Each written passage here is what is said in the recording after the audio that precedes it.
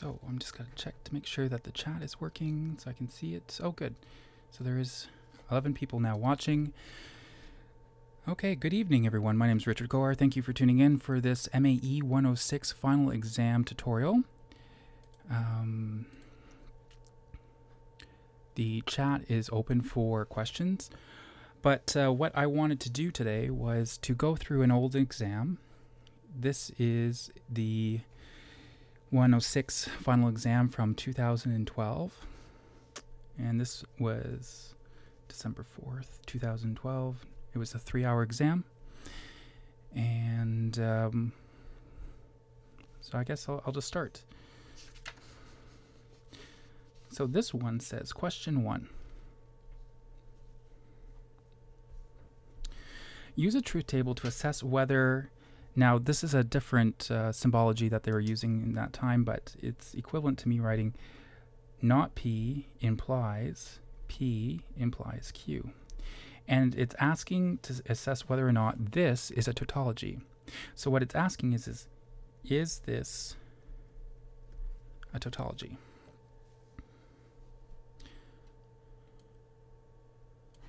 Okay, so what I'm going to do first is I'm going to ask in the chat if everyone can hear me.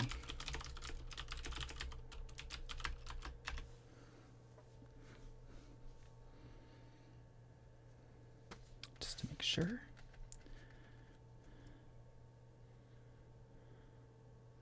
Okay, perfect. So I'll keep going.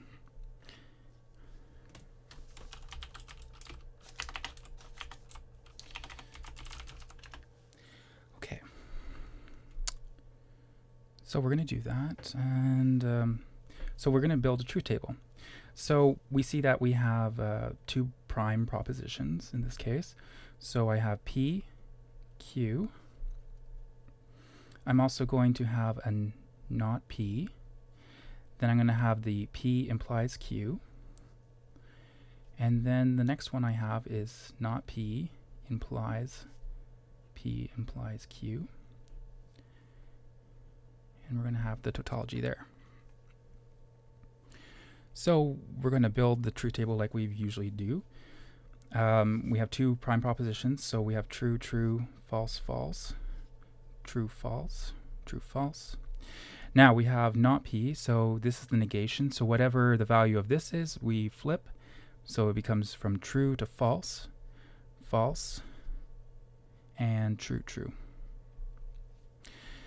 Now this is the implication. The implication is false when this is true and this is false. Otherwise it's true. So this case, I have true implies true, so that's true. True implies false. This is false. False implies true is true. And false implies false is true. Right? And remembering how I taught it, or at least how I described it in the book, was thinking of it in terms of poison ivy and a rash. So poison ivy is my P, here's the rash is Q. I stepped in poison ivy, I got a rash. That's true. I stepped in poison ivy and I didn't get a rash. Well, that's not possible, so that's false. I didn't step in poison ivy and I got a rash. That's still possible because there's other things that cause it, so true. And I didn't step in poison ivy and I didn't get a rash, so that's true. So we do the same thing again. We have to do the implication now applied to this column and this column. So using our same idea of the implication. So I didn't step in poison ivy, I didn't step in poison ivy, but I got a rash. That's true. I didn't step in poison ivy, but I didn't get a rash. That's true. True implies true. So I stepped in poison ivy, I got a rash. That's true. And I stepped in poison ivy. Again, same thing. A tautology is when it's just always true. And we see that these 2 columns match. So we therefore conclude that P implies Q is logically equivalent to a tautology. So we've done question 1 now.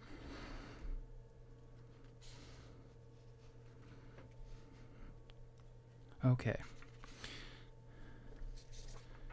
Question 2. This one is saying, show the following equivalence with the rules of logic. And I'm given this. And notice it says, no marks will be given for a demonstration of the equivalence with a truth table. So if you started to write out a truth table, 5 points off.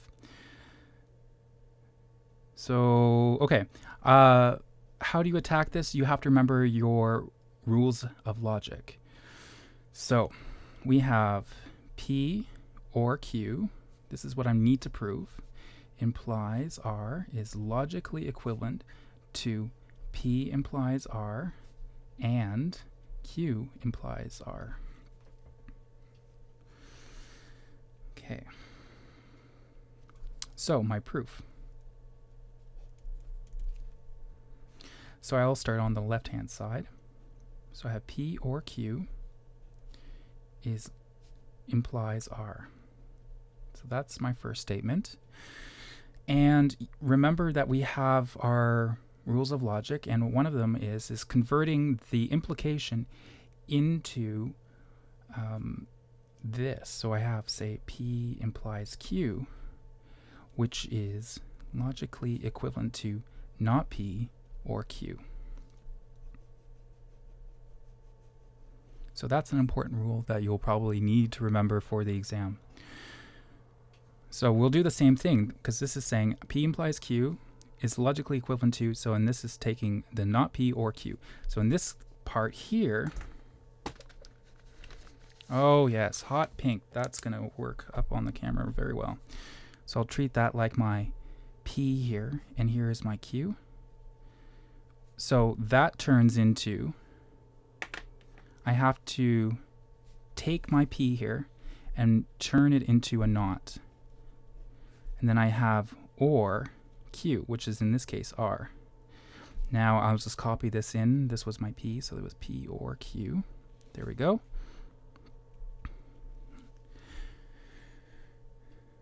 Next, I have a negative in front of here, so I can distribute that.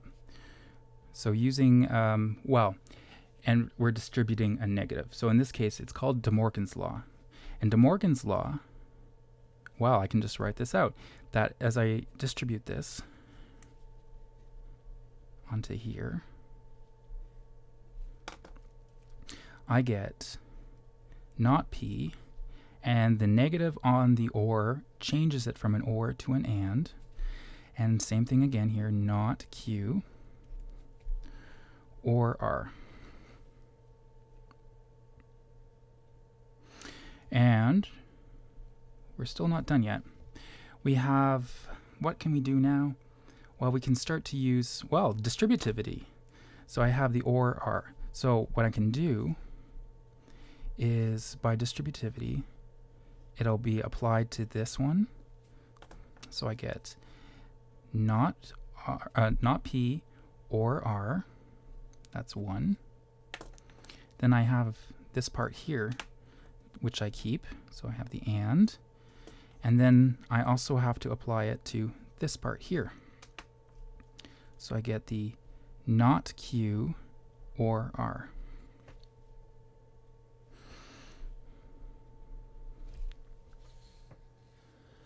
Okay, but now we're almost done because I need to get to this side of the equation, or the logical equivalence. So I need to have P implies R and Q implies R. But I'm very close because I have not P or R. But notice it's very similar to this one right here. So applying my implication rule, I get P implies R because that's logically equivalent, and Q implies R, and that's it. There's the proof to show that P or Q implies R is logically equivalent to P implies R and Q implies R. And that's it. That was the proof there. Okay. Oops.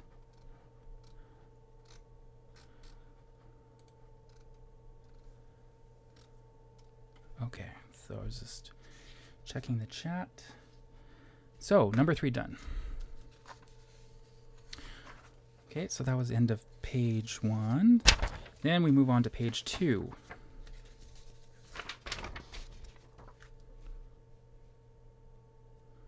Okay, just gotta...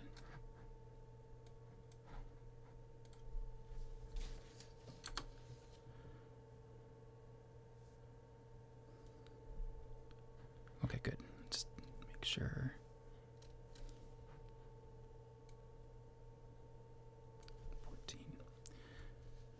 We'll get rid of the pink. Use something else like orange. Okay. So this one is a little bit looks scary because it's quite long for an argument. But is it? Let's see. I'll pull out 3 pens. So as I start to read this, here's 3 pens. The sun's interior does not rotate faster than its surface, or Einstein's general theory is valid. If the sun's interior does not rotate faster than its surface and eccentricities in the orbit of Mercury can be explained by solar gravitation, then Einstein's general theory of relativity is invalid. Therefore, eccentricities in the orbit of Mercury cannot be explained by solar gravitation. Okay.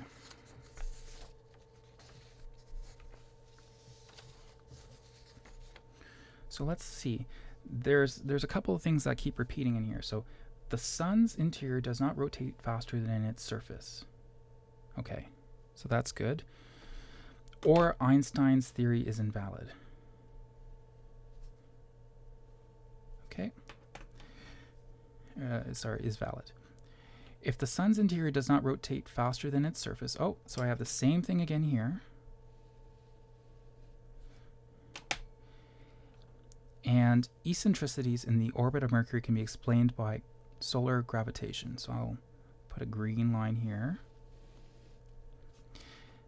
Then Einstein's theory of relativity is invalid. So it's similar to this one, but it's the negation of it. So I'll put a little red line underneath this just to tell me that it's the negation of it. So therefore, eccentricities in the orbit of Mercury cannot be explained by solar gravitation. So I have the same, this is my green here, but it says cannot be. So, and this one said can. So put a little red line under this.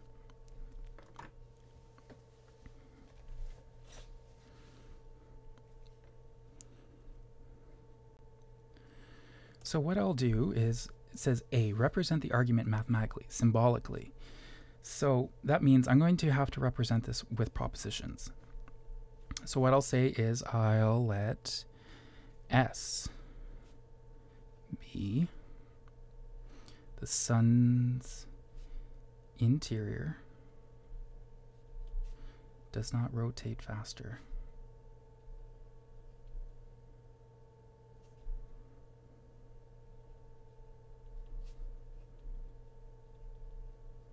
than its surface.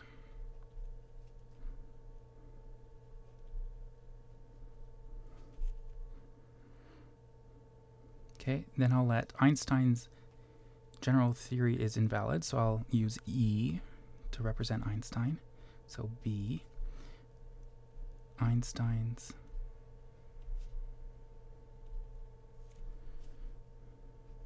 general theory is invalid, or theory is valid.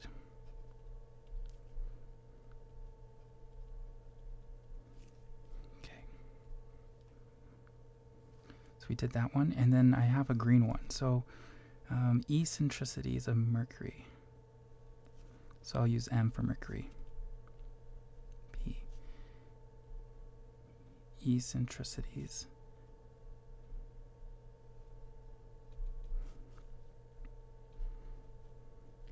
in the orbit of Mercury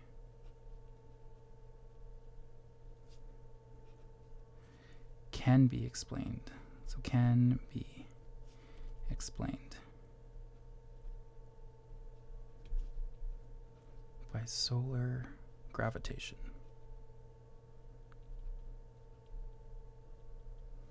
Okay.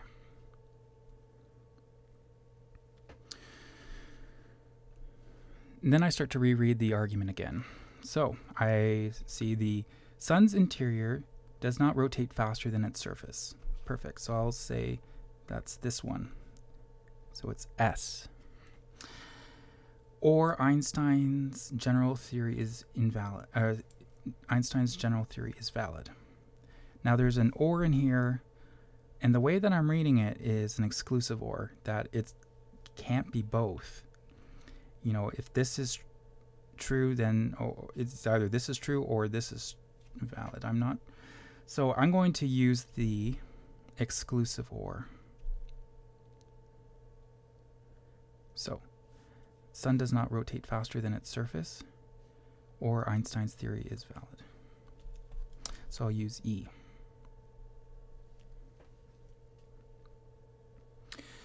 The next one says the sun's, so we got the conditional, if the sun's interior does not rotate faster than the surface.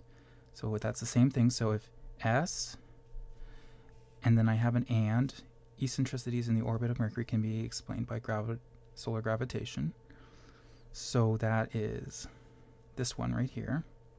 So there's S and E.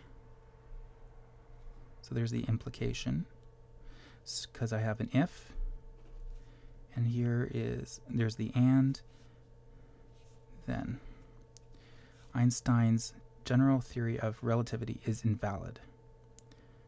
So this is E, but it's not, it's the negation of E. Therefore, so here's my conclusion. So here are my two premises. Therefore, the eccentricities in the orbit of Mercury cannot be explained by solar gravitation. So cannot be. So that is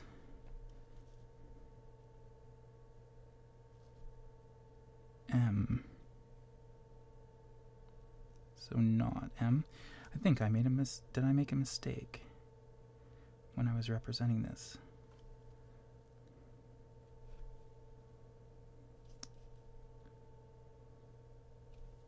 Yes, because that's not supposed to be E right here. That should be M. Okay? Because there is, if the sun's interior does not rotate faster than its surface, and the eccentricities, which is the M, which is the Mercury, implies that it's not valid. So that's good.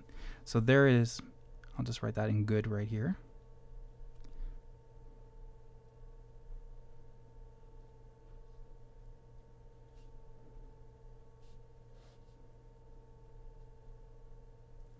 Okay. So this is my argument right here. And so now I have to determine if it's valid. That's part B, and that's the end of the question there. So I have to determine if it's valid.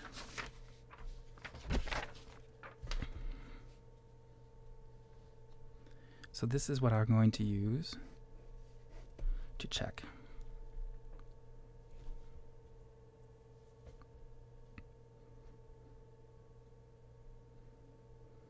Okay, I'm just going to ask the audience.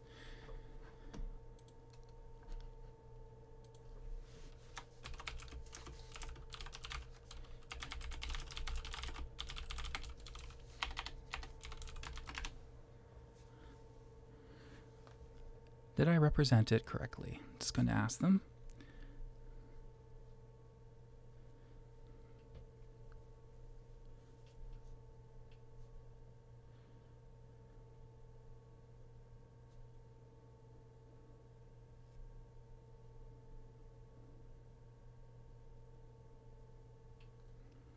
Why is it M prime instead of not M?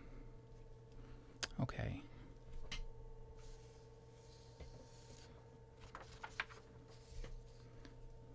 So it's just the way that I've defined the propositions, because I had defined M to be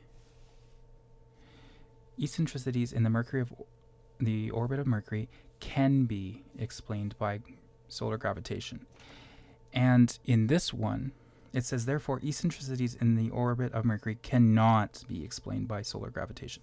So it's that word right there, cannot, and I have can be. So it's going to be, oh, it should be not M. I see.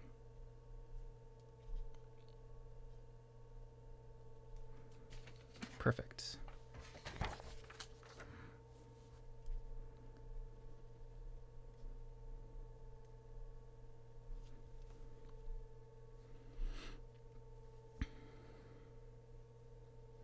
Yes, I'm mixing up my set theory notation as well, because we'll have to do set theory later.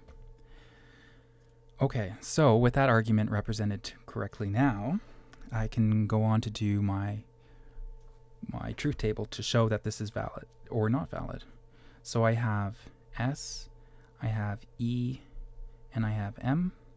I have for my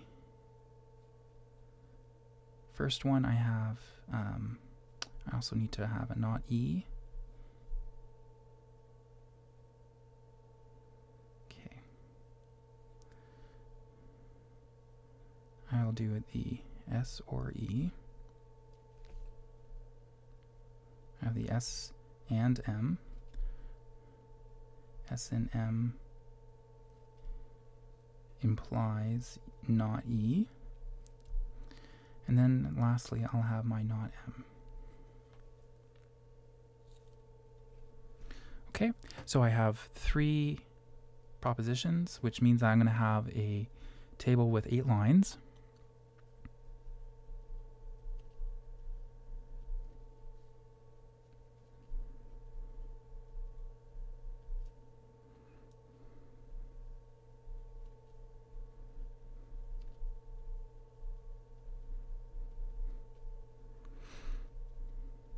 So just same thing as I did last time.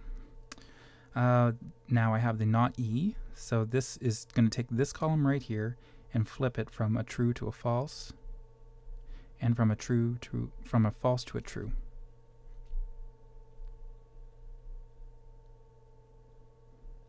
Okay. Now with the exclusive or, this is that one or the other is true, but not both. So going through this is going to be false, because this exclusive or is either this one is true or this one is true, but not both. Same thing, false. This one is true because one of them is true. Only one of them is true. And this one is false. And this one is false. The next one I have is the and. So I have S and M. And for this one, both of these have to be true, otherwise it's false. So I have this one and this one is true, so that's true. That's false. This is true. That's false, because both of them have to be true. Okay.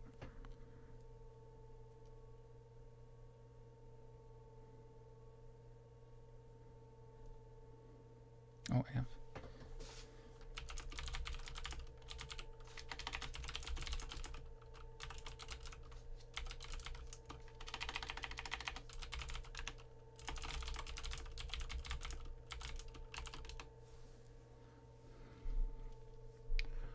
Okay.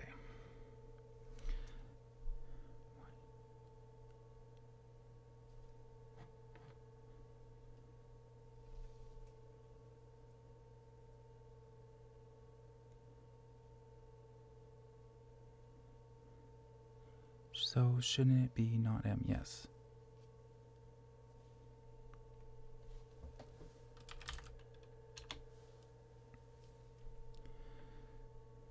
Okay. So now I have S and M, and it implies not E. So I got to go, this is the implication from this side to this side. So I have the true implies false. So true implies false, that's false. I have false implies false, so that's true. True implies true is true. False implies true is true. False implies false is true. False implies false is true. False implies true is true. And false implies true is true. Then the next one I have is not M, so I have this column right here that I'm just flipping the values.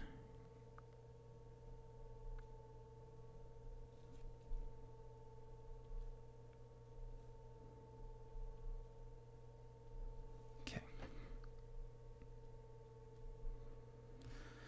So this was my premise here. I had a premise here. And I have a conclusion here.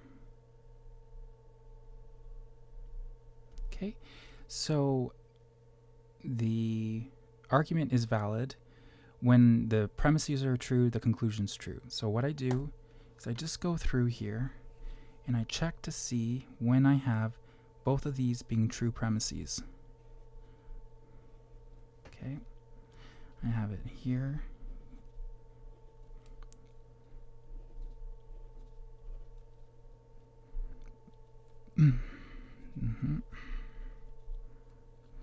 Okay.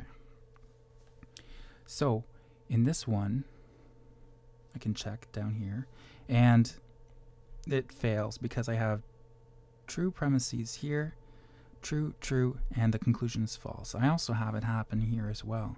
So, you know, it fails the test. So this argument is not valid since the conclusion is not always true when the premises are true.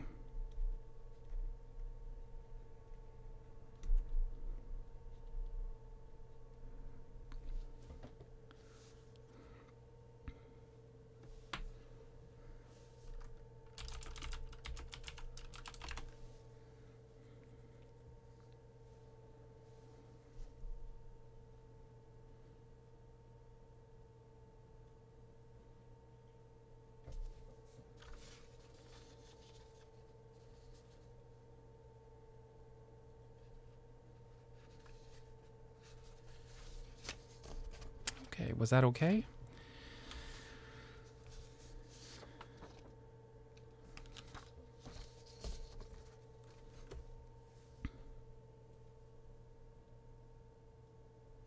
Okay, good.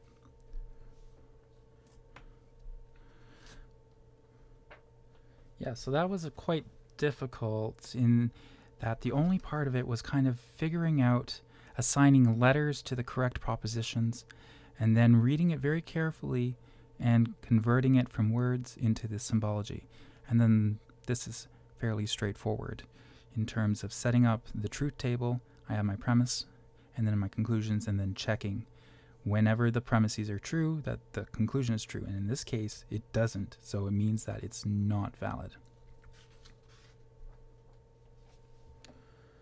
Okay, moving on to question 4. So this one is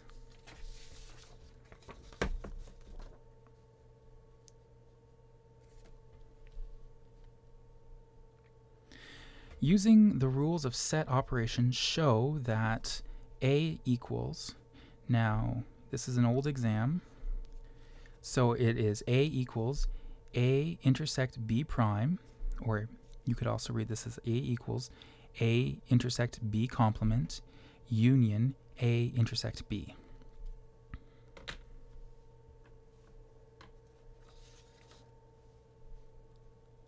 So I'll write that out. I need to show that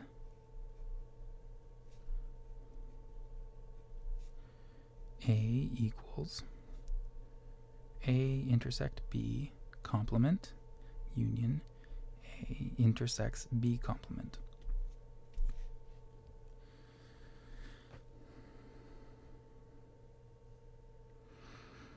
I'm going to take the more complex side and simplify it down to the left-hand side. So I'll start on the right-hand side. So I'll just write this out. Here's my proof.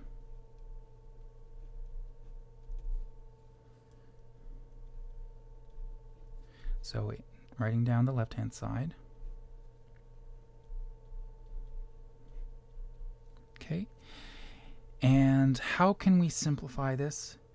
Well, we need to remember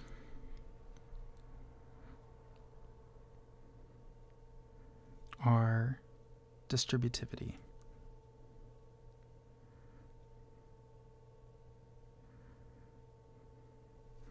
Because what I need, remember in our distributivity, we had this. A intersect B union C. And that's equal to A intersect B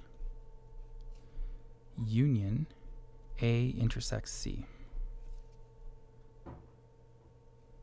Okay, so I don't have the C part here, but what I do have is a B prime here. So really what I could have, rewriting this using that, I have A intersect B union B complement, and that's equal to A intersect B union A intersect B complement.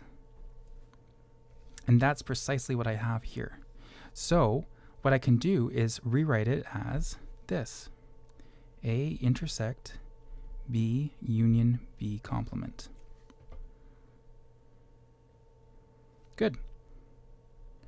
Now, it gets easier because B union B complement. So remembering from our laws, I had B, here's B, so, and then, so this is B, there's all of B there, and I got to do union with B complement. Well, that's, I got to have everything in B and everything outside of B as well.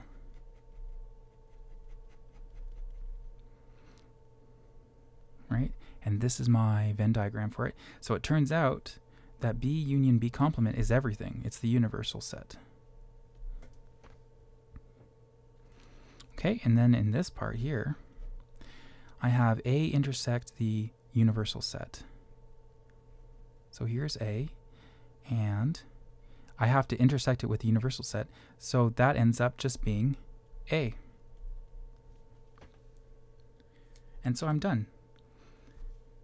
I've done it in 3 steps. I did it with the taking this and writing this using my distributivity.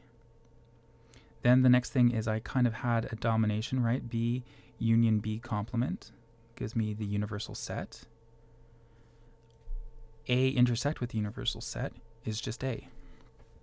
And so I'm done. So that's the end of that one.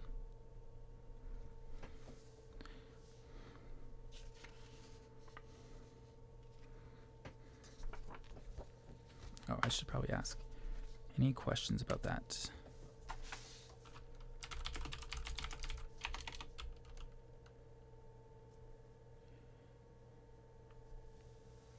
Why does it become A and not the universal set? Because it's the intersection, right? So remember, when I'm looking at the intersection, I have the universal set, so that's everything, and then I have the I have my set A, and so what I need to look for is things that are in common with both of them. So things that are outside of A are in the universal set, but that's not common with A.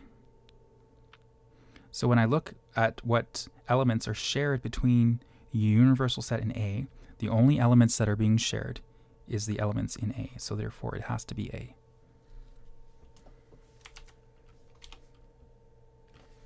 Is that okay? I'm just checking because somebody had asked why did it become A and not the universal set?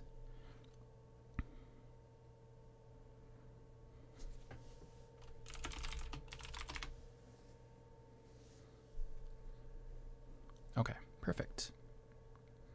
Also, they're just laws. So I'm just intuitively trying to explain it using some Venn diagrams.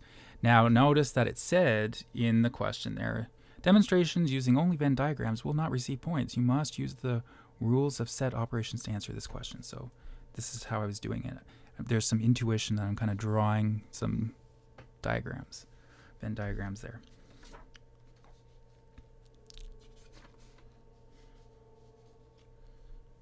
Okay. Oh, this one is interesting. Okay, so I have 130 students who took a mathematics exam. 90 answered the first question correctly, 60 answered the second question correctly, and 15 answered both incorrectly. How many? Okay, there's a lot of information right there.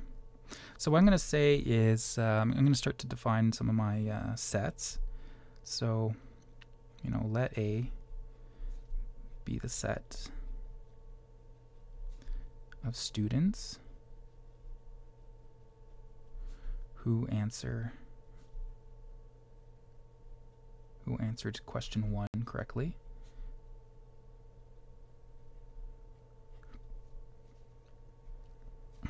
Let B be the set of students who answered question 2 correctly.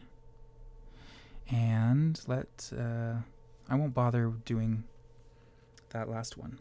Okay. Because in my mind here, what I'm going to have is I'm going to start to have a Venn diagram.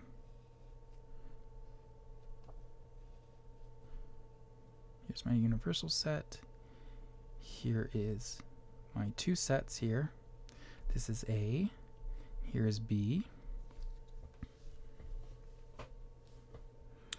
And I'm told 15 answered both incorrectly. So immediately I know 15 have to go outside here.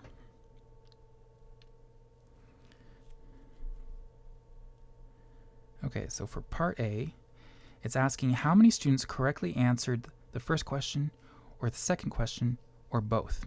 So what it's asking for is what is the number of elements in A union B?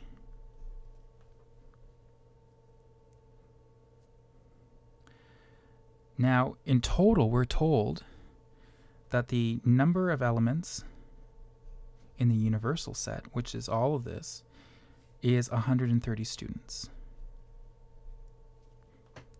Now, the complement of the union of A and B is 15.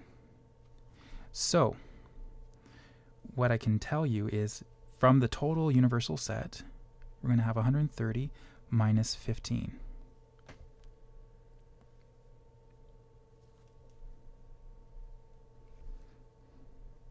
Which means that I have 115 students that answered question 1 correctly, or question 2 correctly, or both. Okay, so we did A, B. How many students answered both questions correctly? So what it's asking for is what is the number of elements in A and B, because this is these are the set of students who answered question 1 correctly and question 2 correctly. So this is what we don't know. Now, using our principle of inclusion-exclusion, we know that the number of elements in the union is equal to the number of elements in set A, so in here, plus the number of elements in B. And we got to be careful because we've overcounted now with this intersection here. So we need to subtract the number of elements in that intersection. Okay. So we know what these are. We can plug the values in. I have 115 for the union.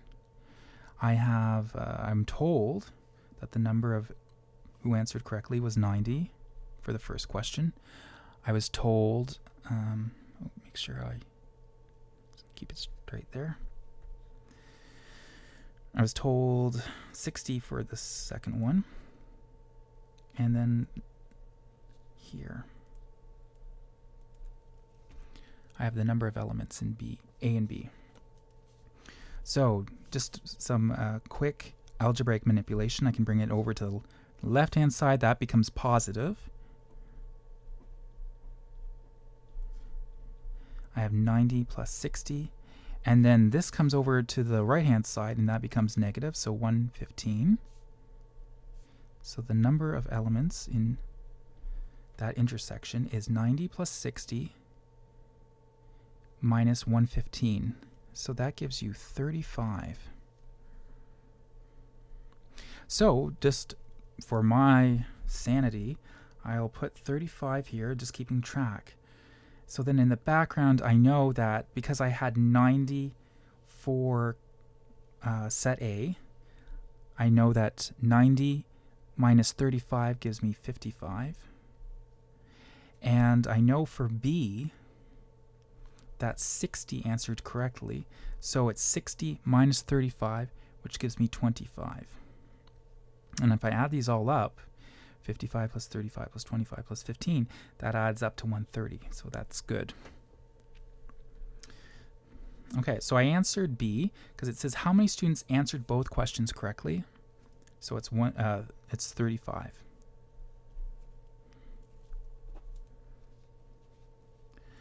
This one is interesting. Let's see. How many students answered either the first question or the second question correctly, but not both? So this one is saying answer the first question correctly or the second question correctly, but not both. So we know that it's 55 plus 25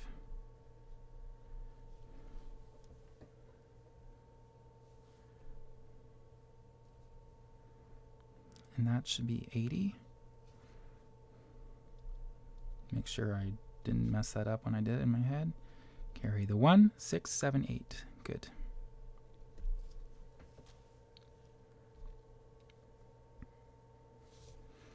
So we're done with that one. D. How many students answered the second question correctly, but not the first? So that's easy. I just look off this Venn diagram here, and that's 25.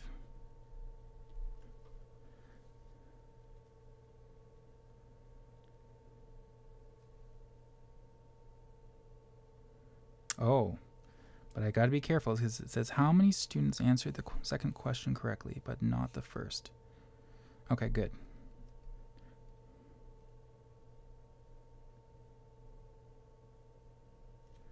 Okay. Because I was just wondering whether or not that 15 had to come into play, and it doesn't.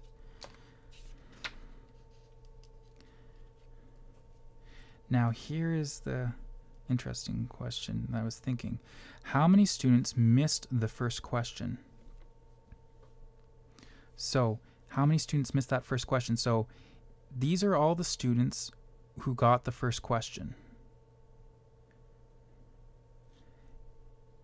But this is the number of students who didn't get question 1, and we also have 15 right here. So in fact, it's 25 plus 15. And that is 40. So there was the students that missed the first question, and here's who missed both.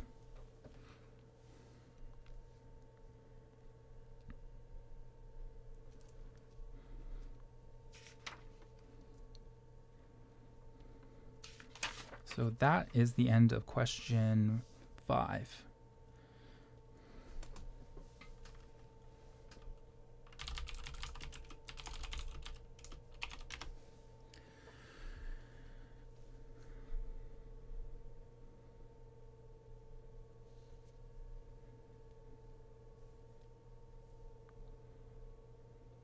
Okay. How are we doing for time? Okay.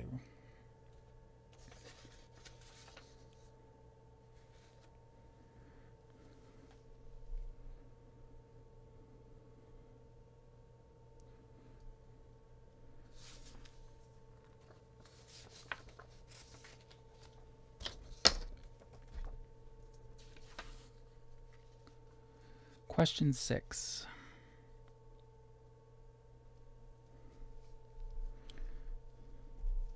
Oh, this is the one that was very similar to what we did on test, that was given on test 2.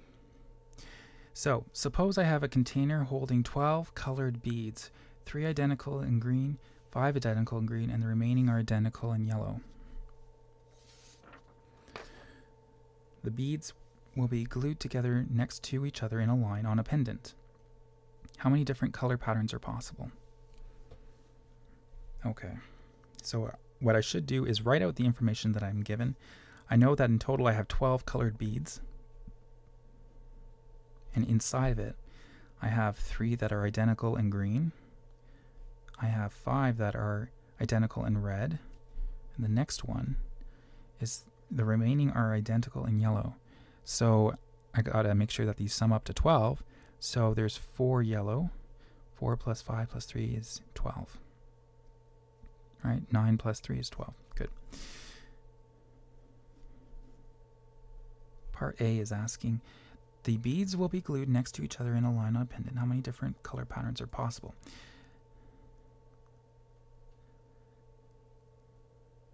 Now,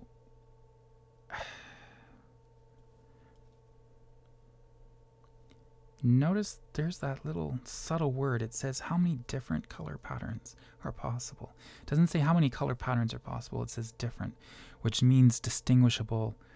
And because we have, when we start to glue these together, we start to have repetitions, right? Some are identical, and so they're indistinguishable. Because, for instance, I write out a really basic pendant here. So I have G, G, so there's 3 G's. Then I have 5 R's. And then I have 4 yellows.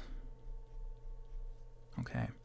Because now if I switch these two, you know, like I switch here and here, you know, that's indistinguishable. So I have some that are, I need to basically eliminate some of the overcounting that I would have done if I just simply did, so there's 1, 2, all the way up to 12. So there's 12 factorial ways to do this, how to arrange those pendants.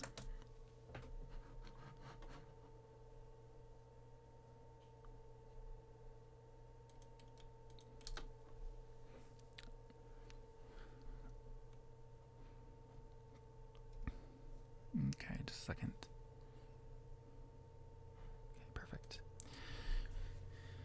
So I need to eliminate some of these repetitions. And the way that we do that is we divide out.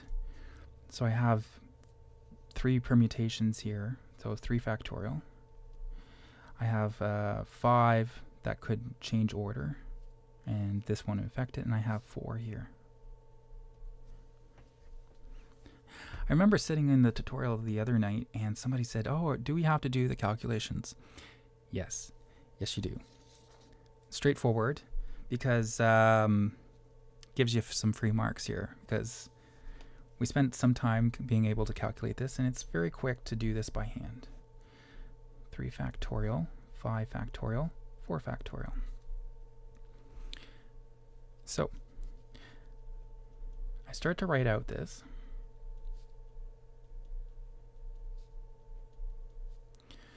Six times 5. Okay, I'm going to stop at 5.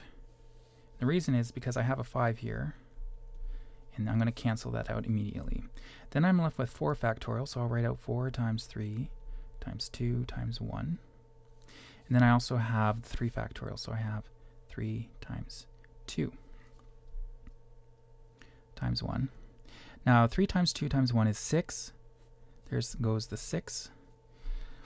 The next thing I have is 4 times 3. That's 12 right there.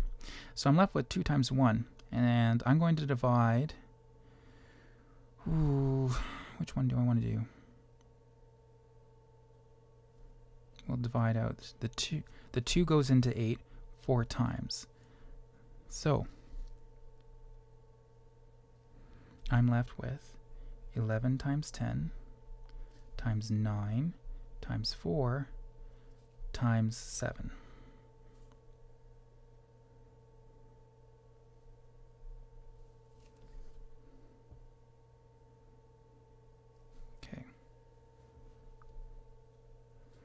Then the next thing I have is,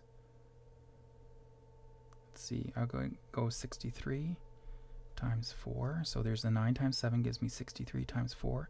I have the 11 times the 10.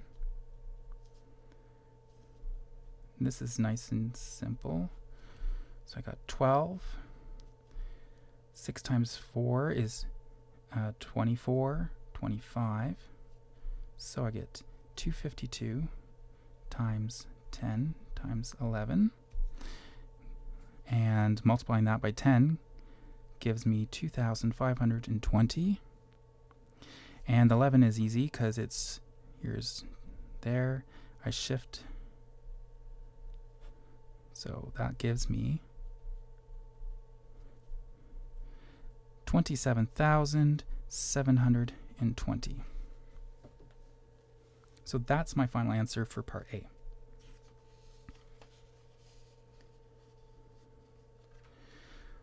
Part B.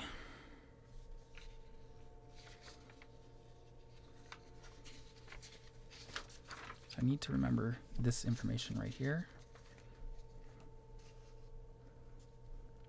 Part B is, suppose now that only 4 of the beads will be added to the pendant, and each of these 3 colors must be represented. In other words, at least 1 bead of each color must be selected. How many different color patterns are possible? Okay, so now instead of using all 12 beads now, what they're asking is, only 4. Now, I couldn't think of a quick way to do it, so I broke it up into cases. And I had case 1, where I could have 2 green, 1 red, 1 yellow. And again, so it would be something like green, green, red, yellow. Okay, but again, I could have these 2 indistinguishable elements that change order, and still I would be overcounting. So I have 1, 2, 3, 4. So in this case, I have 4 factorial, and I divide out the 2 green.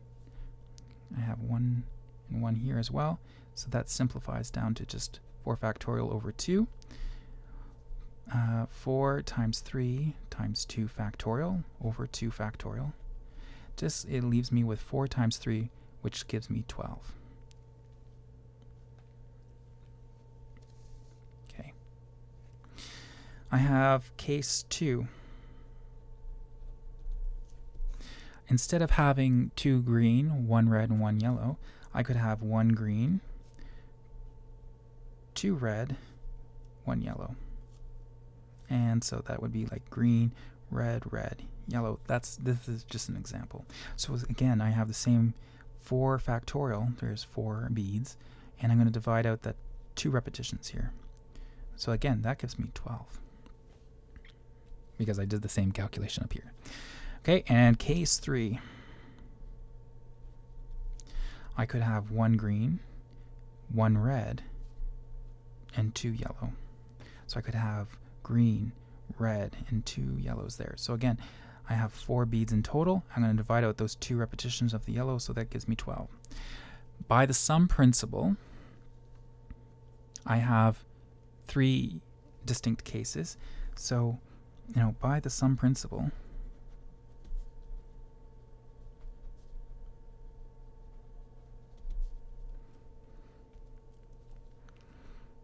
I have 12 plus 12 plus 12. So that's 3 12s, which gives me 36 ways to form the pendant.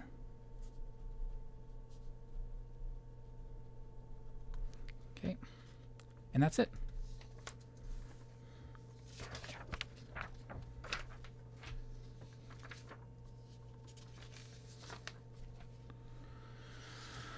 Okay, so I did question 6. Moving on to question 7.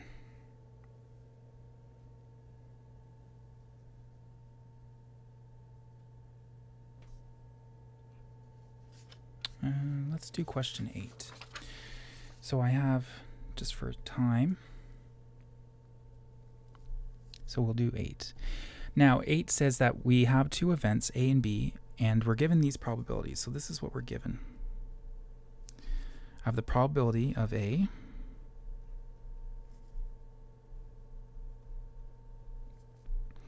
is 0.45. I'm also told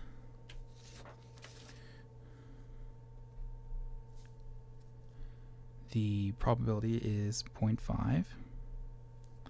And I'm told that the probability of the intersection A intersect AB, well, probability of A intersect B is 0.2. Okay. So I like drawing diagrams. So the first thing that I start to kind of sketch here, so here's my sample space. I know I have two elements, or sorry, two sets. I have A, B. I'm told this is 0.20. In the A, then it's 0.45 minus 0.2, so that gives me 0.25. And in B, then I know that 0.5 minus 0.2 gives me 0.3.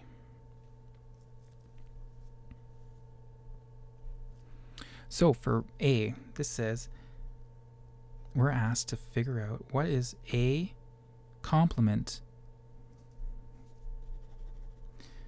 the probability of A complement intersect B. Okay? This is why I drew up the Venn diagram, because looking at the Venn diagram, I can look at this. Everything outside of A, and that's also in B. So everything outside of A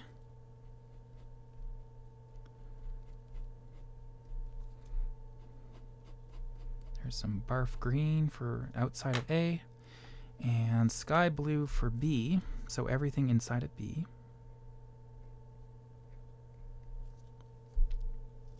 So the only one that is crosshatched, the one that's intersecting, is just this crescent moon right in here. Maybe I'll just use a little bit of orange, so it's just this one right in here. Okay, so that turns out to be 0.3.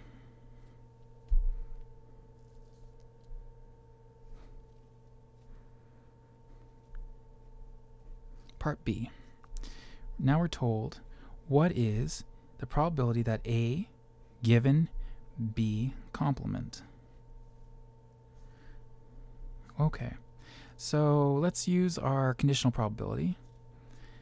Now our conditional probability is that it's going to be, so this is my given, so it's the probability that both of them happen, because we're told that B happens, A intersect B complement, all over, and we're told that we're now working inside of the B complement.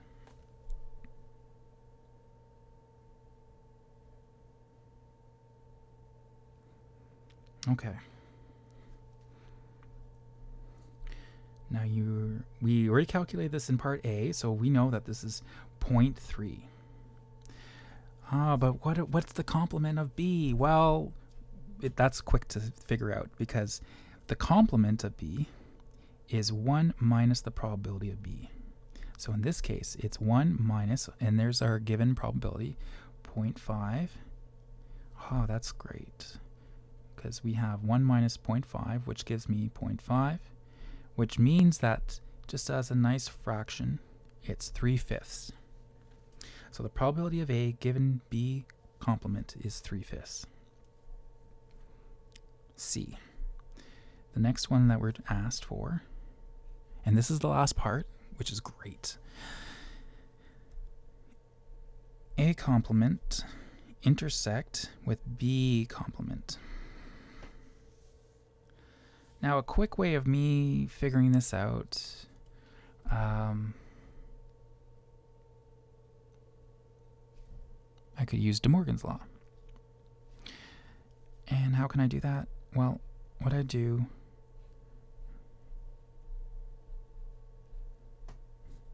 is that. Because now if I use De Morgan's law and just kind of going backwards, I apply it to the A, I apply it to the union, which then becomes the intersection, and then I have B prime, which is just B prime there. So now, using my complement rule, 1 minus the probability of A union B is equal to, And then you're thinking, oh, but I don't know what the union is. So this is why we can use our rule here as well, because it's going to be 0.25 plus 0.2 plus 0.3, or you could use our rule, which was the probability of A union B is equal to the probability of A plus the probability of B minus the probability of A intersect B, right? We're counting all in A, counting all in B, and we're subtracting the double counting in the intersection. So 1 minus, and that's equal to 0.45 plus 0.5 minus 0.2.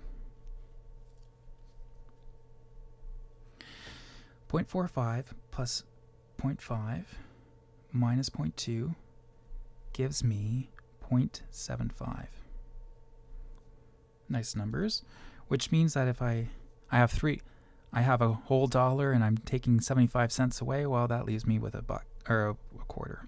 So that's the probability there. The probability of A complement intersect B complement is 0.25. And that was the end of question 8. That was 10 points right there. Okay.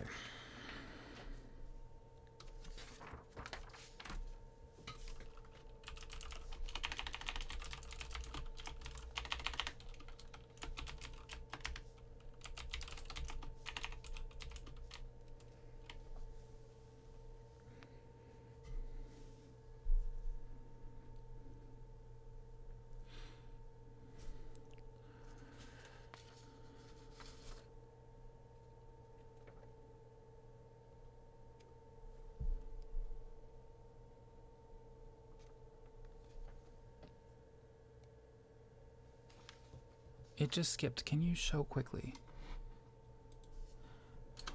What? Oops. Just a second.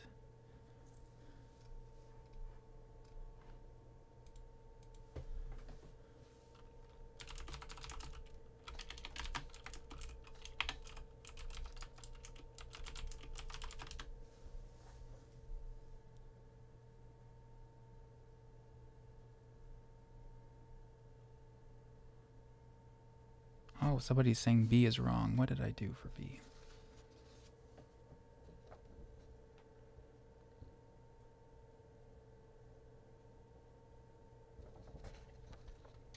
You used the wrong intersection.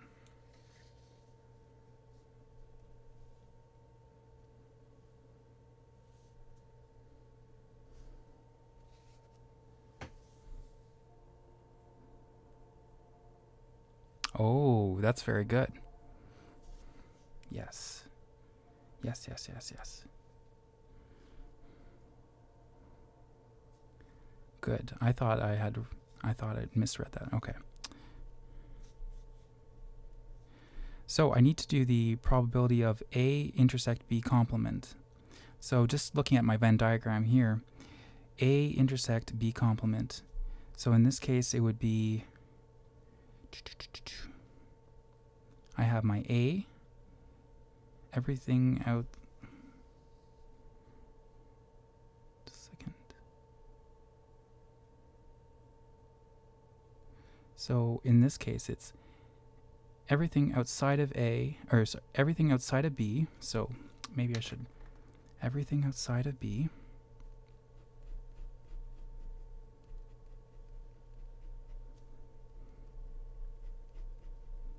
So there it is.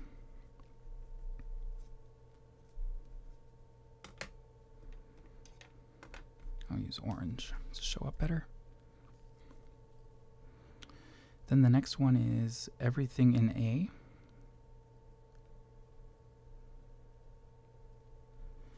Okay, and so the intersection for this, is where everything where it's crisscrossed. And so I just have it right there, which is 0.25. 0.25.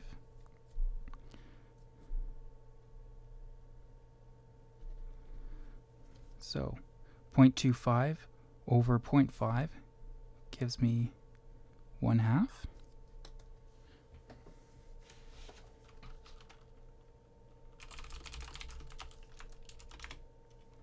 1/2.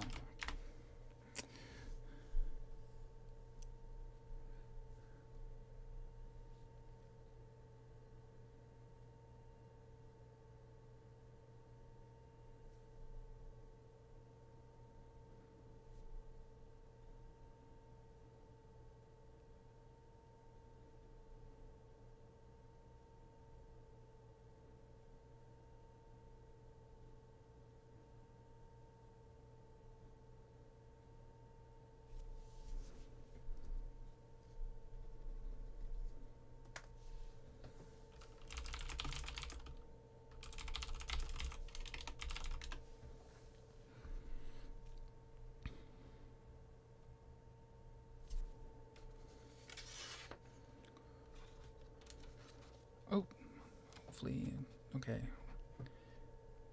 Where did the chat go? Okay, good. So matches, thank you for catching that. Good.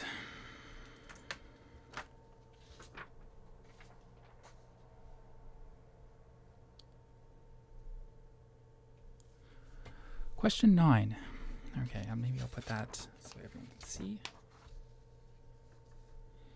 The next question I have is question 9. Consider the following table of probabilities for the random variable x. So I have, here's, so again, this is an old way of, we'll just write little x here, and this is the probability of the random variable x equaling that value of x there. Okay, so what I'll do is it says, what is the missing probability?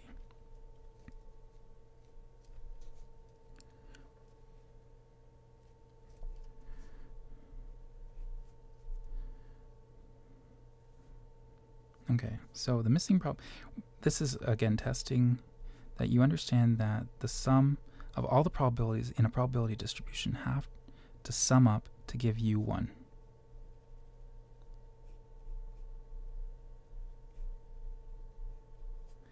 Okay, and that sum, I'm going to call this A right here. So I have 1/10 plus A plus 3/10 plus 4/10. Okay. 3 plus 4 is 7 plus 1 is 8. So I have 8/10 plus A. So then I'm left with 1 minus 8/10. So I'm getting 2/10.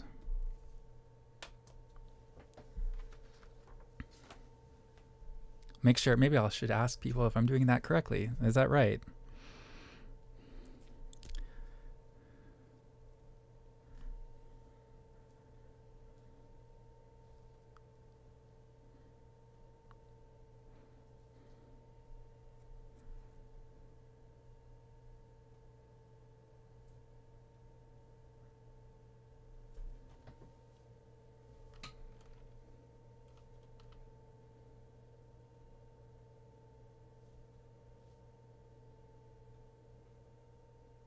Good.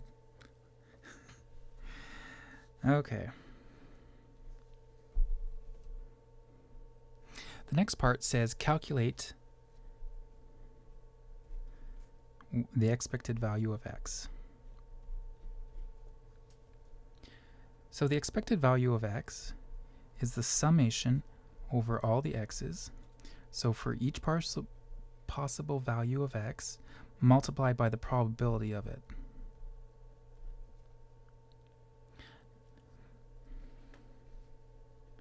So in this case, the A is equal to 2/10. So I'll just write that in there. So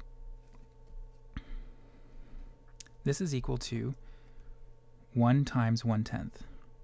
1 times 1/10 plus 2 times 2/10 plus 3 over 3/10 plus 4 over 4/10. Okay. So that's 1/10 plus 4/10 plus 9/10 plus 16/10.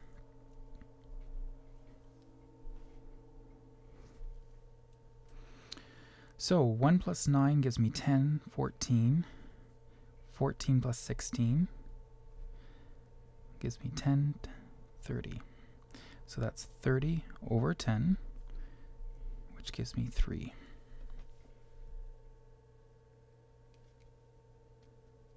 Okay, so is that correct?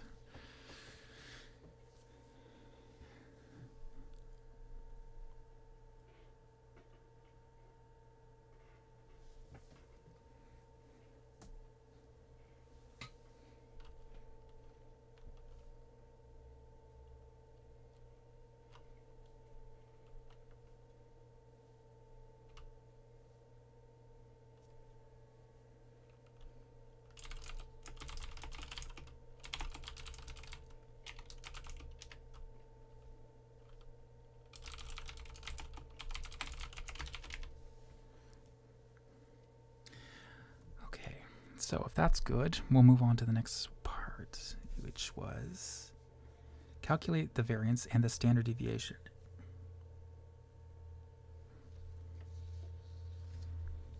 So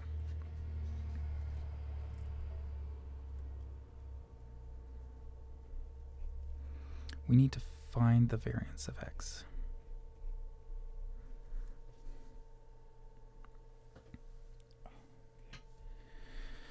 Now there's two different ways of doing it. I'm going to pick one way. Sure, we can do some combination and or permutation questions after, yes.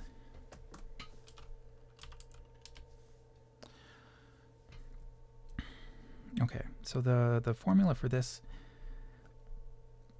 the one I prefer is this one.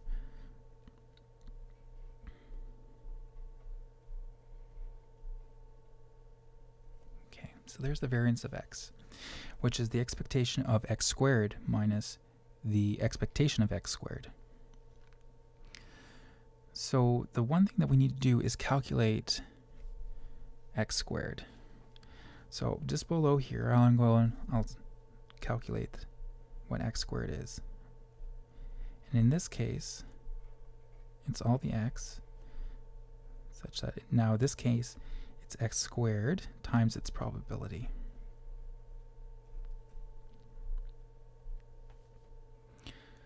And so basically I just kind of rerun this calculation, but instead all of these numbers are going to be squared.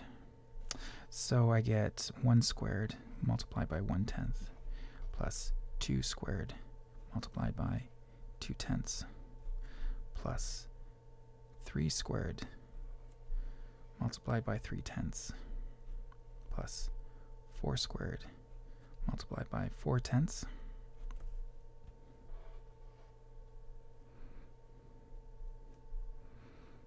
So I have 1/10 here. Then I have 2 squared gives me 4. 4 times 2 gives me 8. I have 3 squared, which is 9. 9 times 3 is 27.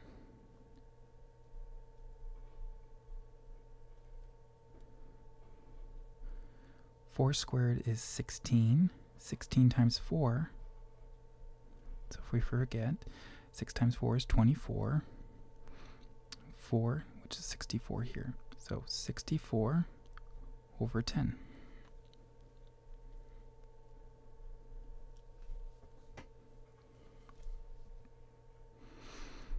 Okay.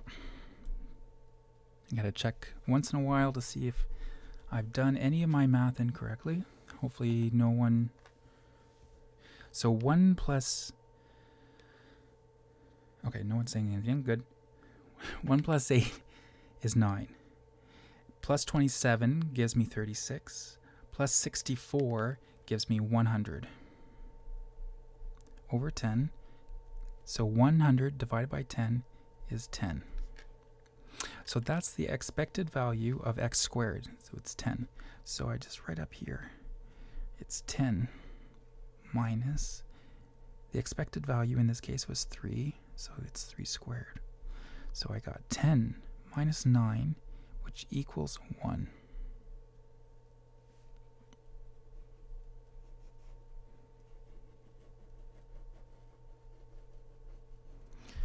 And then the last part that they were asking for was, what is the standard deviation? Now, some people will, it depends on who you're speaking with, but var x is a common way of writing it. Another way of writing it, the variance, is sigma squared. Now, the second part of the question was asking, what is the standard deviation of that? And the standard deviation can be represented using just sigma. So it's sigma squared for the variance, sigma for the standard deviation, which means that I just take the square root of the variance, which is equal to 1.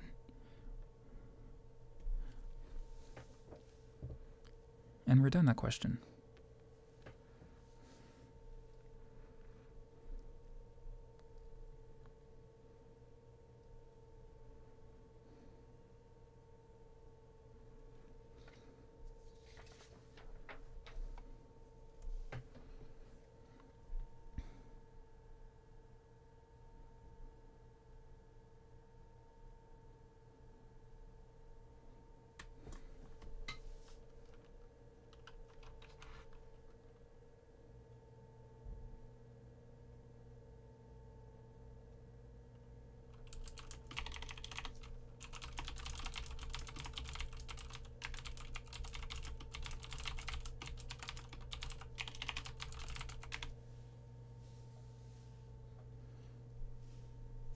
So I guess I'm going to ask, did you want me to continue with the exam, or did you want me to switch to counting type questions?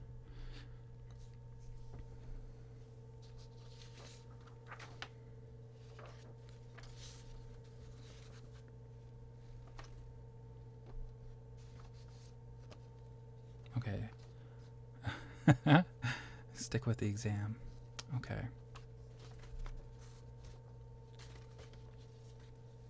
RT. I'm just going to understand that as retweet, so I have no idea.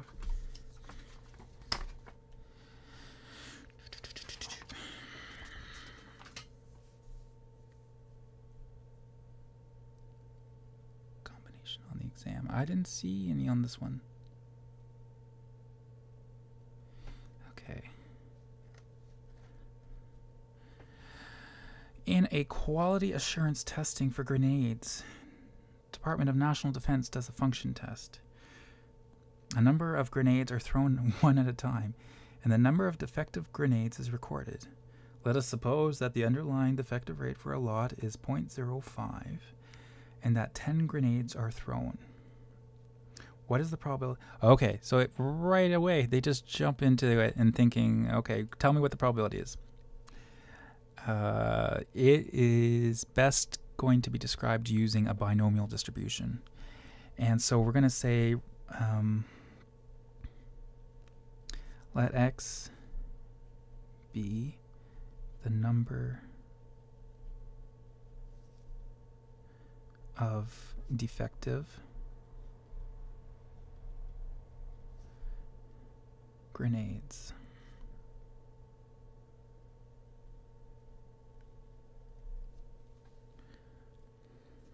Good. And we're going to model this using a binomial distribution. So it follows a binomial distribution, and we have our two parameters. We have n and p. So in this case, we're told that the number of trials is going to be 10.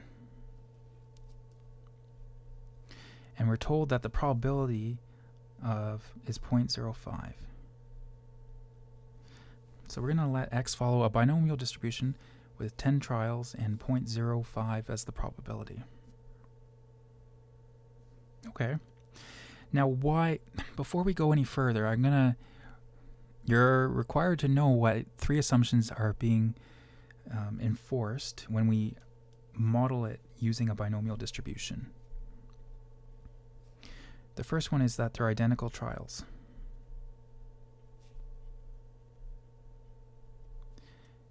they're repeatedly thrown one at a time. It's the same thing that's happening each time. So they're identical. The experiment isn't changing. The outcomes are binary, meaning that there's two outcomes. You either have a success or a failure. I'm using the scare quotes because it depends on what you want to call a success. And in this case, I'm actually calling the success P 0.05 as my defective grenade. So a success in this case would be finding a defective grenade. And number 3 is that the trials are independent.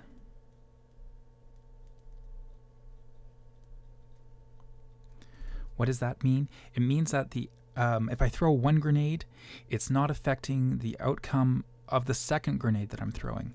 The two grenades are, can this be solved with a probability tree?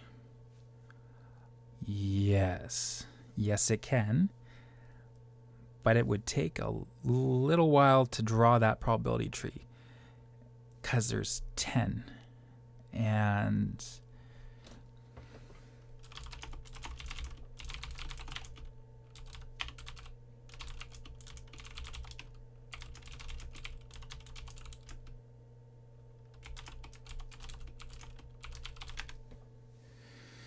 yes, there's 10 grenades to throw, so you get, success or failure here, success or failure here, and you get 10 of those that you'll have to do. So you're talking of drawing a tree that would have 2 to the 10 branches or outcomes. So that's 1,024 outcomes. You're going to run out of time if you wanted to do it that way. So that's why we're going to use this.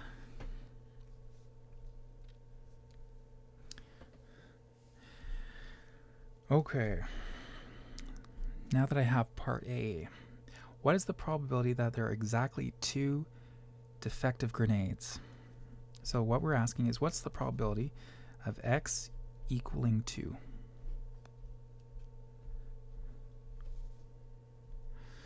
Now we need to use the formula for the binomial distribution. Now our binomial distribution formula, here's our binomial distribution formula, is the probability that x equals some value little x. From the number of trials that we have, we're going to have x that are successes. So from the n trials, we're going to pick x of them to be successes. Multiplied by that probability of it being successful x times, and it failing, so that would be the complement probability. Here's the failure, 1 minus p, and that would be out of the remaining trials.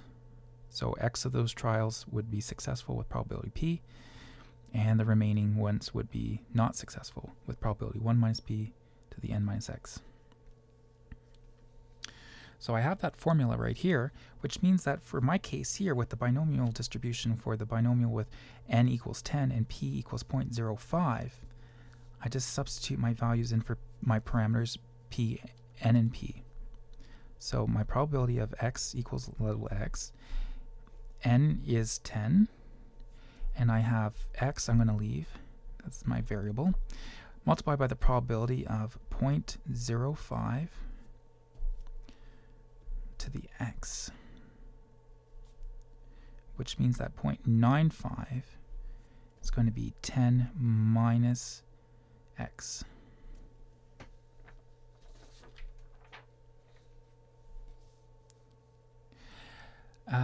So again, we'll be nice because it says note bene, for this question, you do not have to work out the answers. Leave them in notation that the instructors will recognize. Yes, fractions, something like that would, math, something that we will recognize. Okay, so the probability of x equals 2, that should be 10 choose 2 multiplied by 0.05 to the 2, multiplied by 0.95 to the 8.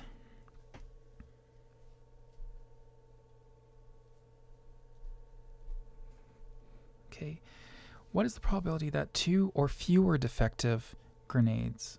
Okay, so what is the probability that I have X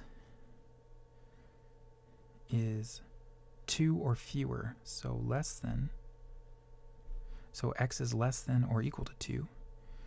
Well,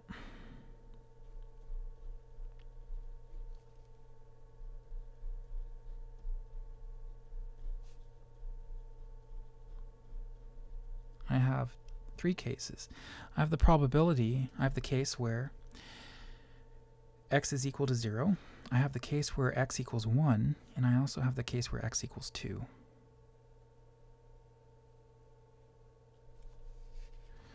So I guess in this case they want me to write that out, I guess. So, you know, just kind of substituting it back in, I have 10 choose 0, 0.050 times 0.95 to the 10th. So that's all of them failed. That would be terrible. Then I have 10 choose 1, which is 0.05 to the 1, 0.95. And that would be that 9 of them failed, plus 10 from the 10 choose 2 of them, so that there's a case that 2 of them failed. Oh, sorry. That would be good if all of them passed, because again, remember, this was the number of defective grenades. So 10 choose 2, and these would be 2 of them are defective, which means that the remaining ones, which is 8 of them, I guess exploded because then they passed. C. Then the next one I have is, what is the probability there are at least 2 and at most 6 effective grenades? Oh, that's getting to be tedious. At least 2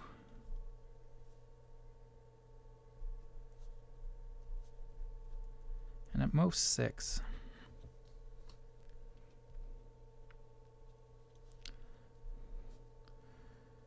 So again, that would be the probability of X equaling 2 plus the probability of X equaling 3 plus the probability of X equaling 4, 5 plus the probability of X equals 6. And yes, I could write that all out. I think at that point I would be done. I would just say, oh, you know,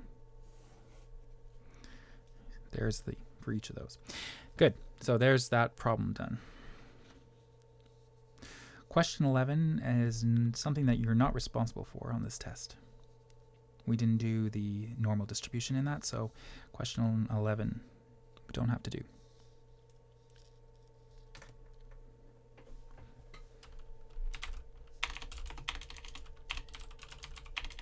Any questions with number 10?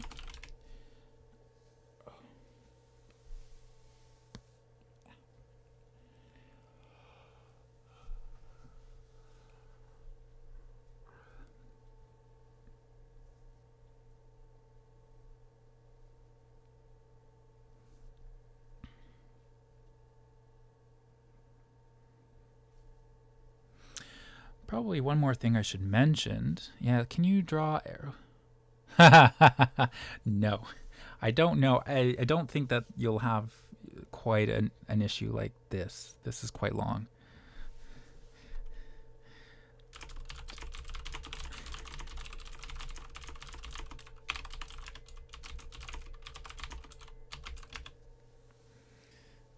Yeah, that's quite long. Although this question, you could extend it a little further, because this is a binomial probability question. What else can I tell? What else can we quickly do? Yeah, we got some of these calculations.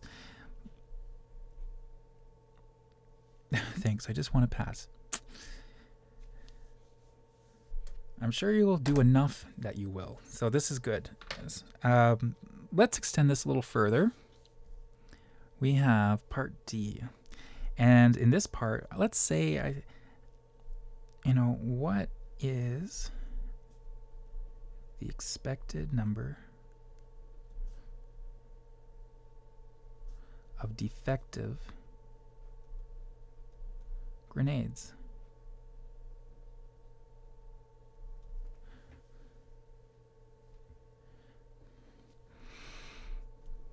Now,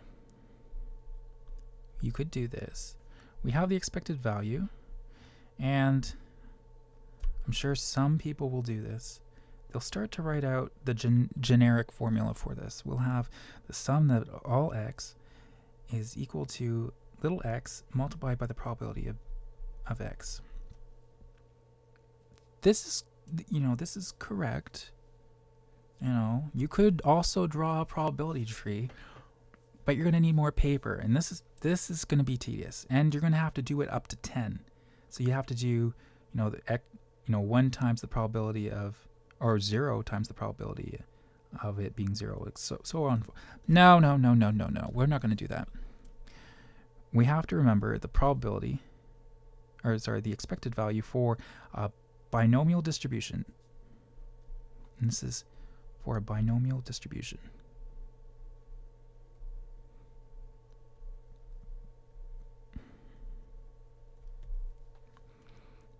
Is n times p, which is the number of trials multiplied by the probability of success. So in this case, our success is a dud. So n is 10, so we just substitute in 10 multiplied by 0.05, right? And 10 times 0.05 gives me 0.5. I should have been able to do that. Duh. 0.5. So it's about, no. If you were writing a report, the expected number.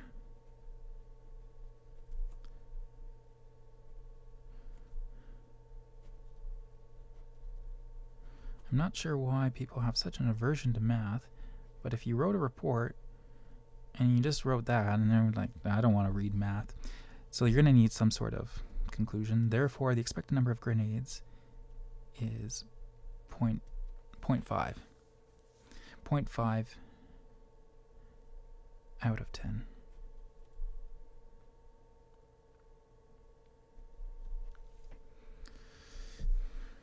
Right, so I throw 10 grenades, I expect half of it to be, so it's kind of like either all of them are going to pass or probably one might, so. And then E.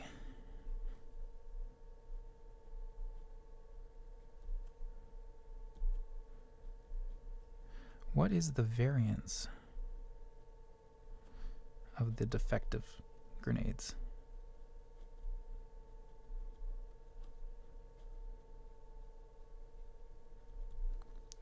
Now again, the formula for variance.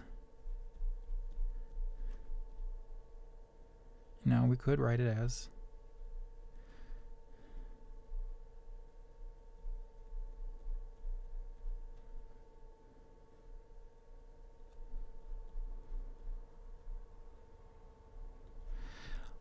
that's a lot of calculation, because again, that's going to have like 10 terms, because I got to go, or actually 11, because I got to go from 0 to 10. And like, oh, that's too long. Again, because we got a shortcut, because we know that it's a binomial distribution. I get to use the quick shortcut formula, which is n times p times 1 minus p. So in this case, again, it's 10 times 0.05 times 0.95. So that's 10 times 0.05 is 0.5 multiplied by 0.95 So I have 95 times 5. 5 times 5 is 25. Carry the 2. 9 times 5 is 45. 6, 7. 47. So I have 4, 7, 5. And how many? I have 1, 2. So, I don't know. 1, 2. Did I carry that right? 0.5 times 0.95. 0.75. Good. 475. And that's it. So our variance is kind of the spread of the our spreading of the probability over our distribution. So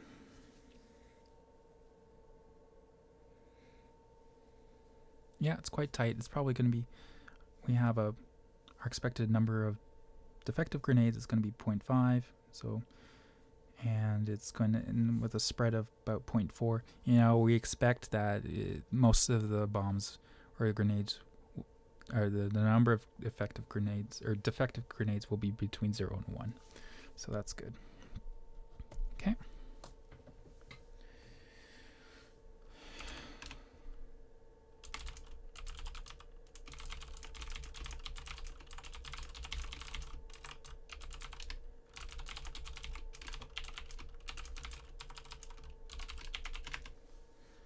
Oh yeah, and then, you know, you take the standard deviation of that, it's the square root of it.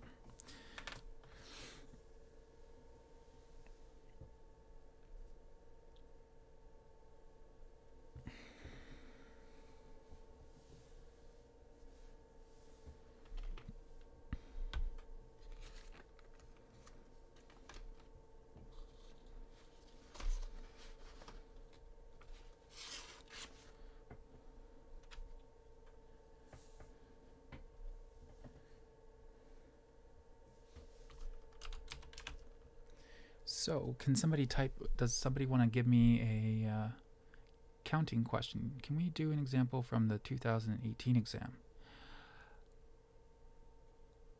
No.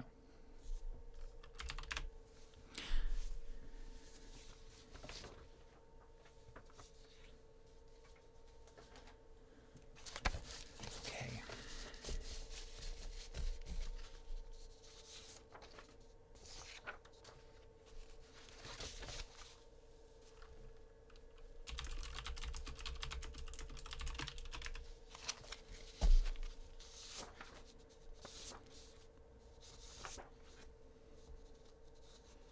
Okay.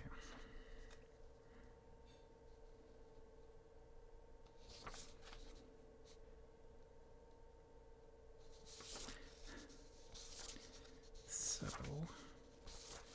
okay, so I think I did all that exam. How can you recognize how to approach a question? Very softly, just sneak up on it and start writing.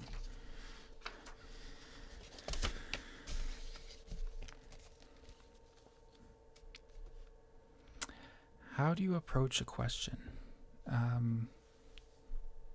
How do you approach a probability tree, a binomial permutation combination? Okay, well, going back to, let's have a look.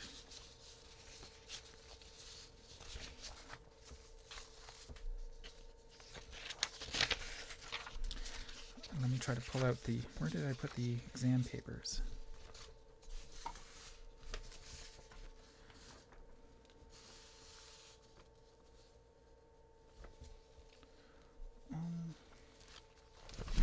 Oops. Well, for approaching questions, I mean, these are standard. You know, this is logic. This is another logic kind of question.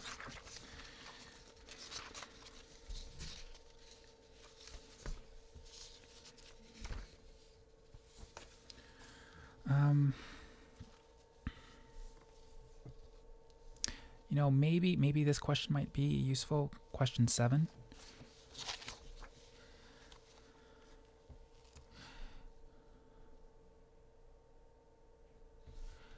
Okay, so maybe I'll go through this. When to use a probability tree. A probability tree you're going to use is if there's kind of multiple steps involved. You start to use a probability tree when, you got multiple things happening. Let's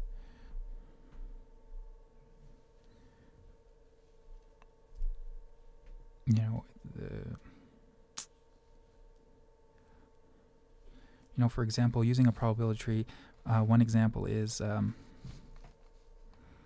let's say I have a coin. Let's say I have a coin, and it's not a fair coin. We're going to say that it goes heads 1/3 of the time, and I have tails, and it lands 2/3 of the time. Okay, so I have a coin. It lands on heads and tails. Then the next thing that I could say is, I have an urn. I have urn A. In urn A, I have 3 red balls. In urn B, I have 2 red balls, and I have 4 black balls in this one, and I have, let's say, 6 black in this one. And I could say, for instance, if I flip heads, I pick from urn A. So this is pick from urn A. So pick from urn A. And, it would be either red or blue or black. Let's use. And, the probability is 3, 4, but there's 7 balls in that.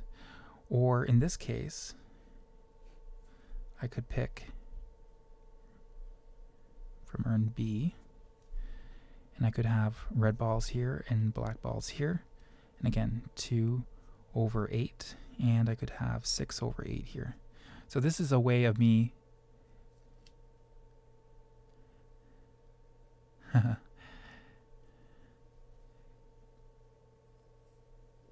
this is one way of doing it. You can, again, so this is kind of just a way of explaining an experiment. I have a coin. I can flip that coin heads and tails. That decides whether or not I'm going to pick urn A or urn B. Okay.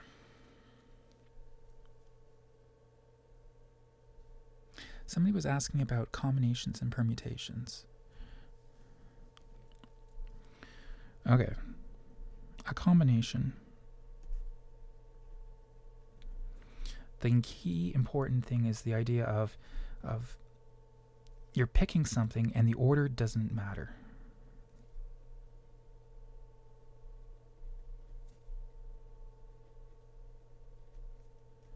Okay? So,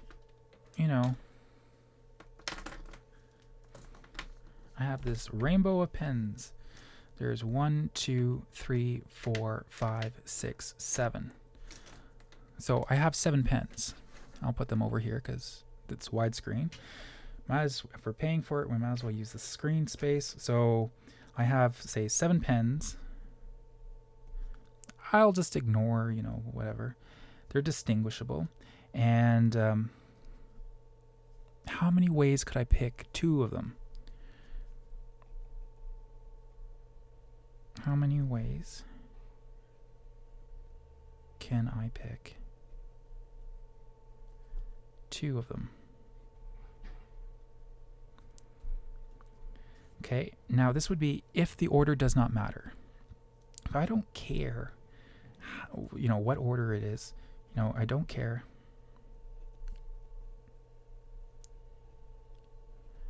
About the order. Then, there's lots of different ways. Here's a group here, or here's another group here, or here's another one. Here's another one. That's that's ridiculous, having to count through all of that. So the quick way is we use our, combinations. So we know that from these 7 pens, I'm going to choose 2 of them.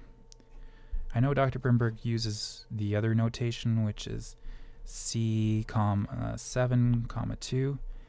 And it's not a great notation, but I'll let him use it. So, plus it's my book, so I can do whatever I want. I'm going to use this.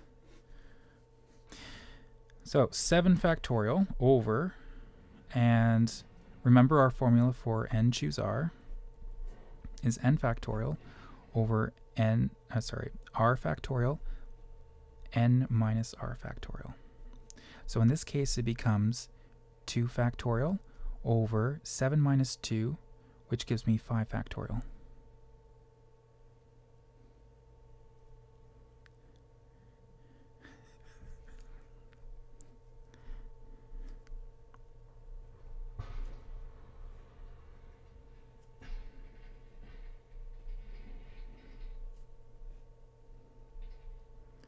Okay, there we go.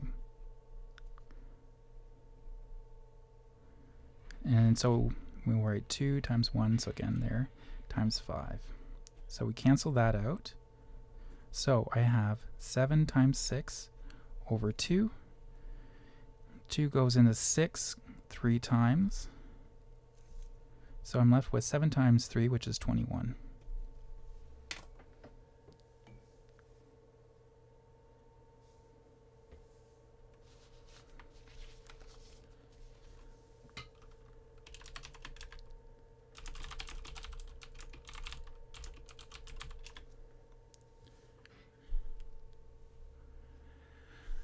Okay, so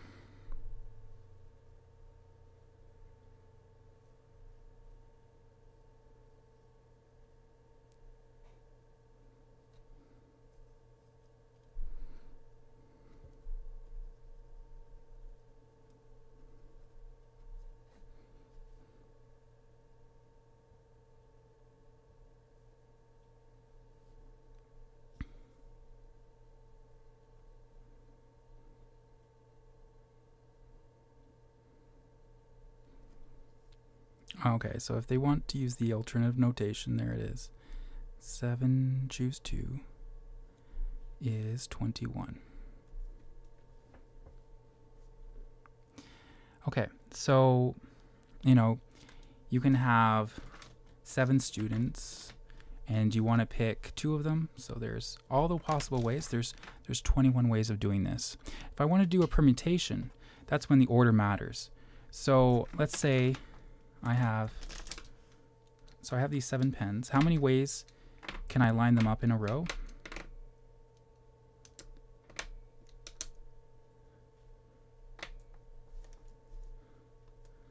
One, 2, 3, 4, 5, 6, 7. So I'll use 7. So in this case, let's say I want to line up 7 pens in a row. How many ways can I do that?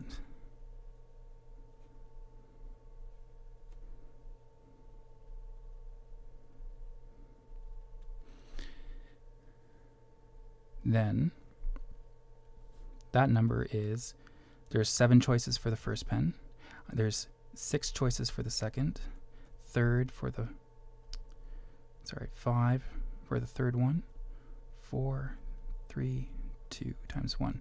So in the end, that's 7 factorial.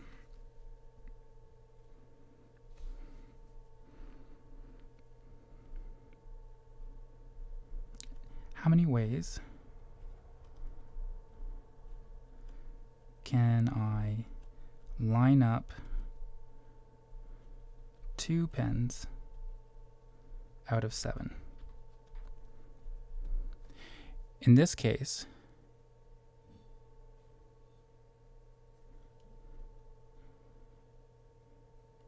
how many ways can I line up 2 pens out of 7? So again, I have how many choices for the first pen? Well, I would have 7 choices. So that's for the first pen. And for the second one, have 6 remaining ones, so there it is. So that's equal to 42. Now the alternative way of writing that would be permute. So I have 7 of them, and I'm going to permute 2 of them.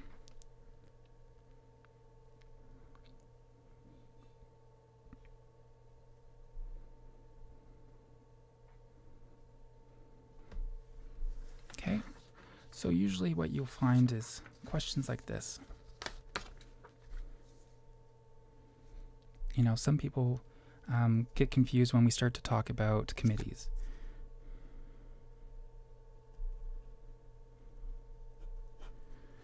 So for instance, let's say that I have 10 students, and from that I'm going to you know, and from those we select 3 of them for a committee.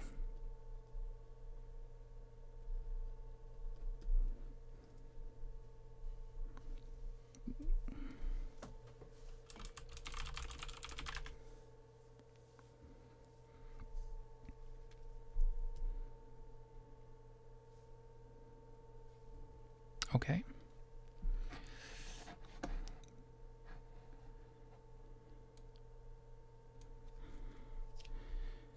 How many ways can I do that? This is a combination. So again, that would be 10 choose 3. So again, 10 factorial over 3 factorial and 7. So 10 times 9 times 8 times 7 factorial.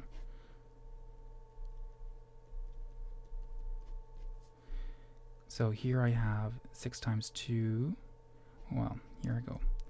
Goes in 3 times, and that goes in 4. So I'm just left with 10 times 3 times 4. So that's 10 times 12, which gives me 120. Now, this is one type of question that you'll kind of see. Another type of question that you'll find also is you'll have 10 students, and you're going to select a president, a vice president, and a secretary. How many ways can you do that? Well, that would be, how many choices do I have for the first one, for the president? Well, I would have 10 choices. Then for the next one, I would have for the VP, well, I've already taken one of those to be the president, which means that I have 9 choices remaining. And lastly, for the secretary, I would have 8. So this is a permutation. The order matters. You could have alternatively written this as 10 permute 8. So again, there's 10 times 9 times 8 is 72, which gives me 720 different permutations of selecting a president, a vice president, and a secretary. So in this case, I have a combination. And in this one, I have a permutation.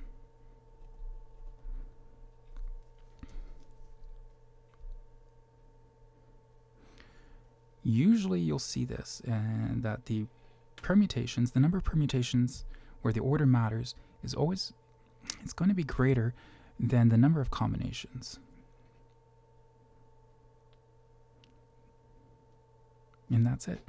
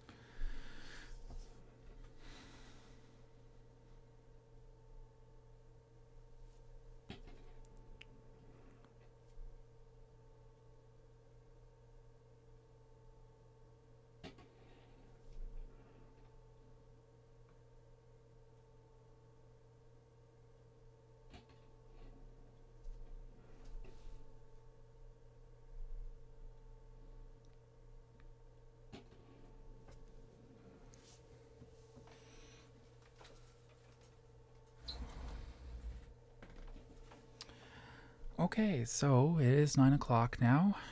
I had allotted it from 7 p.m. to 9 p.m.